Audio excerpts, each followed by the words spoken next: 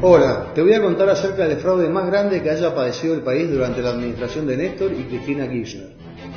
Es el caso YPF, que entre otras cosas explica el por qué vos estás pagando los constantes aumentos de gas y combustible. Mi nombre es Ricardo Pazarrera. Soy un insignificante accionista de YPF. No tengo afiliación ni militancia partidaria. Una parte de este fraude fue denunciado por los congresistas Carrió, Cafiero, Pinedo, entre otros, pero nadie te contó el fraude en su totalidad. Compartí mi investigación con una agencia americana, declarando durante 2 días en Washington y la presenté ante la SEC, el regulador americano. El caso YPF supera los 46.000 millones de dólares, convirtiendo a la ruta del dinero K en la autopista del dinero K. Como todos los casos de corrupción en la administración de los Kirchner, siempre vas a encontrar algún empresario cómplice, socio o testaferro. En este caso, los empresarios amigos son los Eskenazi, que seguramente ya habrás oído hablar de ellos, pero no de la manera que te lo voy a contar. El gobierno de Macri tiene conocimiento de este fraude, su magnitud y el daño que le causó a los argentinos. Esperemos que la justicia actúe, condene a los culpables y recupere lo que nos robaron. El fraude consistió en vaciar, depredar y saquear a YPF y a las arcas del Estado Nacional por una suma que supera los 46.000 millones de dólares, transfiriéndose a ellos mismos los activos de YPF, dejándola colapsada, productiva, económica y financieramente, con consecuencias devastadoras para nuestra economía. Los responsables, los Eskenazi y Repsol, con la complicidad de Julio De Vido, Daniel Cameron, Roberto Barata, entre otros, todos ellos bajo el mando y dirección de Néstor y Cristina Kirchner. ¿Cómo lo hicieron? Primero robándole a YPF su gas. Se transferían el gas de YPF al precio vil de $1 el millón de BTU a empresas vinculadas con Repsol en Chile. Luego estas empresas lo vendían a los consumidores chilenos a más de $20 el millón de BTU. Este robo ocasionó pérdidas a YPF por una suma superior a los 14.000 millones de dólares. Lo absurdo es que mientras malvendían a $1 nuestro gas, el gobierno de Cristina Kirchner importaba gas de Bolivia a $5 el millón de BTU. Cuando Repsol agotó las reservas de gas de YPF, el gobierno de Cristina Kirchner comenzó a importar gas desde Trinidad y Tobago, comprándole a empresas Repsol con millonarios sobreprecios. Segundo, robándole a YPF su petróleo. El petróleo de YPF se transfería al precio vil de $12 el barril a empresas vinculadas con Repsol en el exterior.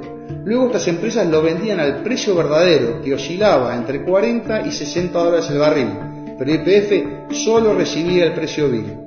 Tercero, robándole a YPF sus yacimientos.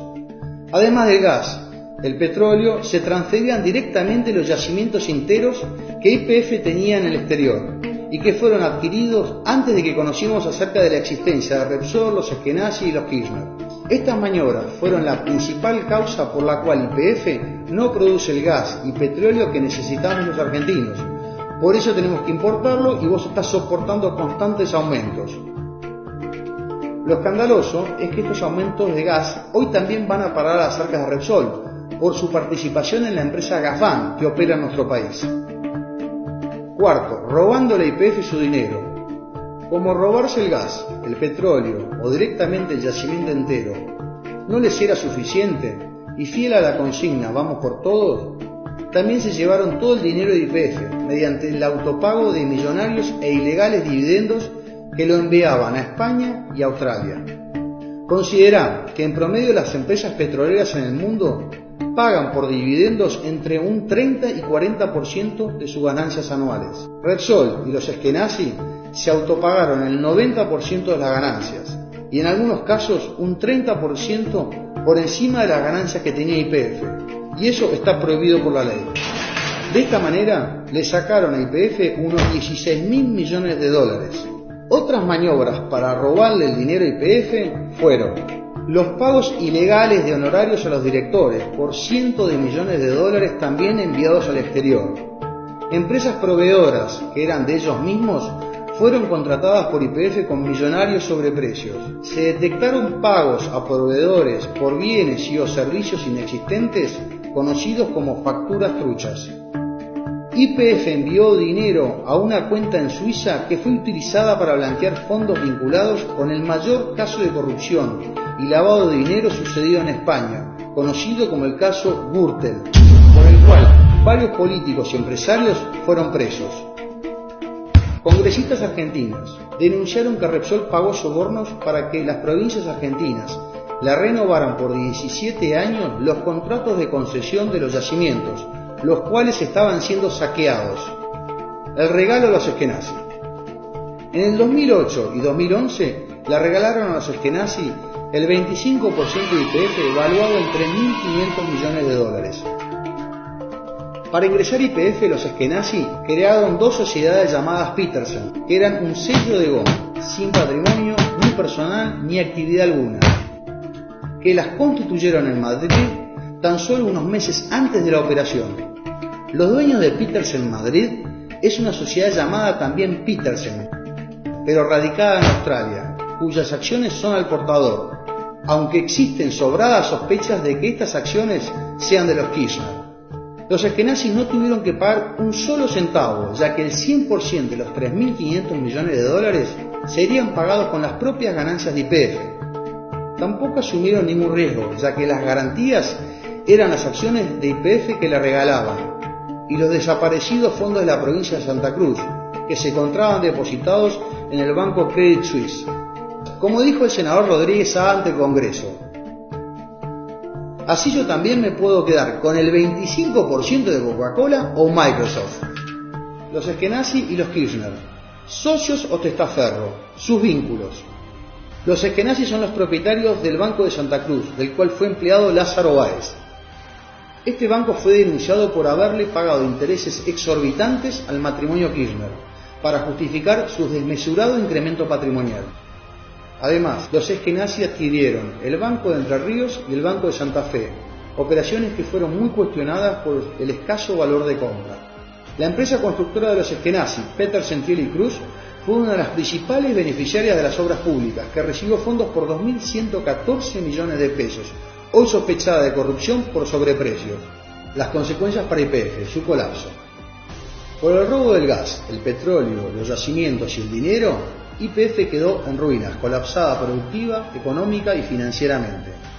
Teníamos un horizonte de reservas de 17 años que se redujo a tan solo 7 años.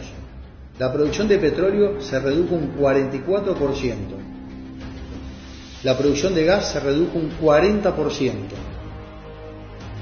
Por el robo del dinero, YPF quedó endeudada en 9.000 millones de dólares. Su patrimonio se redujo el 50% y con millonarios pasivos ambientales que deberá afrontar la propia YPF de su bolsillo. En este estado de colapso de YPF, a fines del 2010 y durante el 2011, Repsol le vendió fraudulentamente a los inversores americanos sus acciones en YPF por una suma cercana a los 2.500 millones de dólares.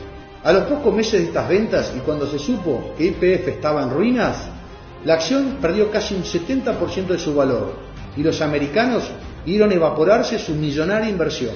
Las consecuencias para los argentinos: los aumentos de gas y combustible, cepo cambiario, recesión y más.